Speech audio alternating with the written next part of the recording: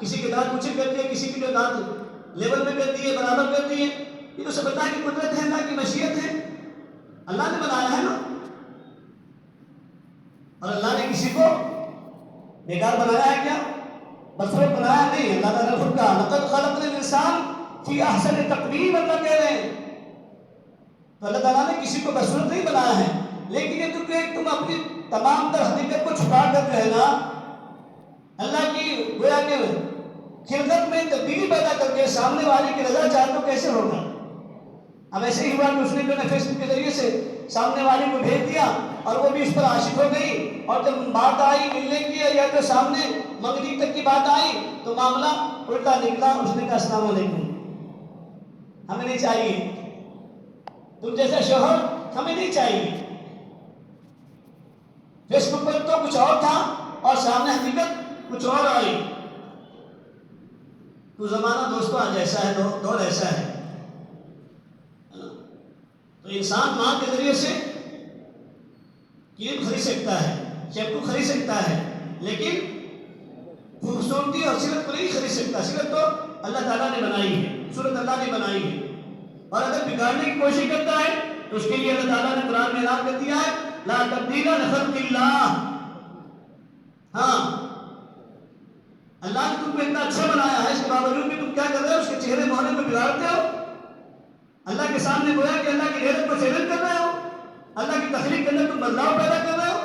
آج یہ ہمارے معاشرے میں، ہماری سوسائٹی میں، بچوں میں بھی، لڑکوں میں بھی، لڑکیوں میں بھی یہ بات چل پڑی ہے دوستو کہ آج ہمارے نوجوان، نئی نسل کے لڑکے جو نوجوان ہیں، آج ان کے ہیئر کٹ جو ہیں، معاف کرنا، ہیئر کٹ کس رخ پر ہمارے بچے جا رہے ہیں، کیسی کیسی ان کی بال کی کٹنگ ہو رہی ہے،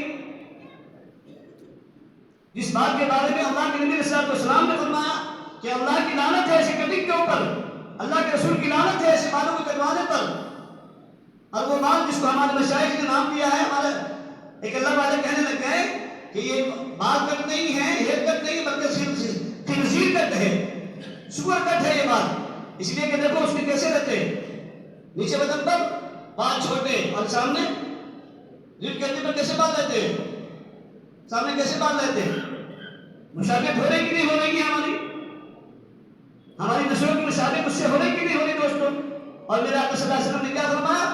من تشبہ بقوم فہو منہم۔ آج ہماری بچیاں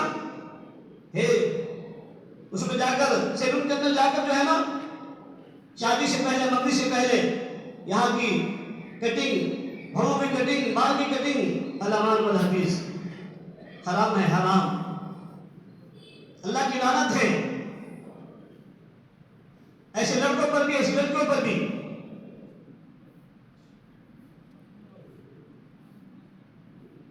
معاشرہ ہمارا کہاں چلا گیا؟ ہماری سوسائٹی میں انقلاب آنا چاہیے تھا۔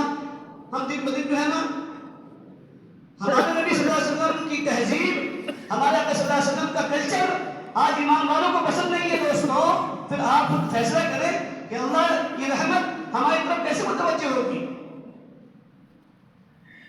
جس نبی رحمت کے صدقے میں اللہ تعالیٰ نے ساری کائنات کو بنایا، اور ہماری کوشش کا مسئلہ بھی، نجات کا دار و مدار بھی نبی علیہ السلام پر موقوف ہے۔ ہم انہیں کی کلچر کو چھوڑ کر، ان کی تہذیب کو چھوڑ کر آج ہم یورپ کی تہذیب، یورپ کے کلچر کو اپنانے والے بن گئے ہیں، اور پھر ہم کہتے ہیں کہ ہم مسلمان ہیں، ہم نبی صلی اللہ علیہ وسلم کی امتی ہیں۔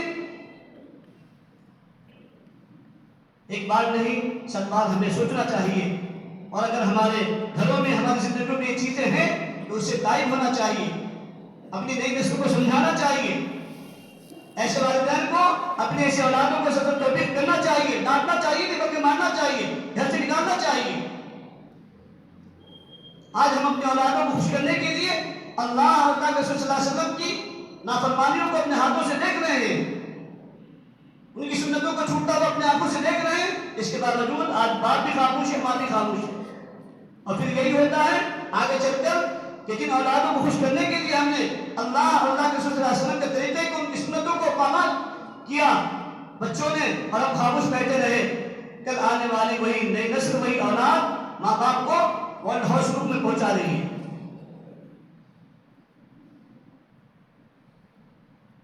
اچھے اچھے گھروں کے اندر دیندار گھرانے میں بھی جب شادی کا موقع آتا ہے، رسم کا موقع آتا ہے، مگنی کا موقع آتا ہے، ساری سنتیں، سارے جو ہے نا فرائض داؤ پر لگ جاتے ہیں اور کوئی افسوس نہیں ہوتا۔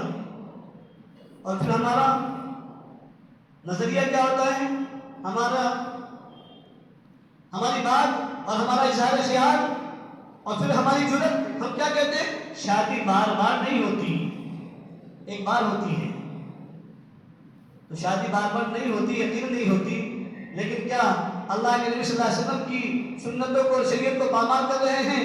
اور آپ بے شرم ہو کر پھر یہ کہہ رہے ہیں کہ ہم مسلمان ہیں، اور پھر اپنی جو ہے نا آنے والی جس شادی کے اندر نبی کی سنت ترک ہوئی، اللہ کا حکم پامال ہوا، آپ پھر شادی کے اندر ہونے والی اولاد کے بارے میں فرما بردار کو امیدوار ہیں؟ کیسے ہو سکتا ہے یہ شادی میں نبی کی سنت ترک ہوئی ہو، فرض داؤ پر لگے ہوں،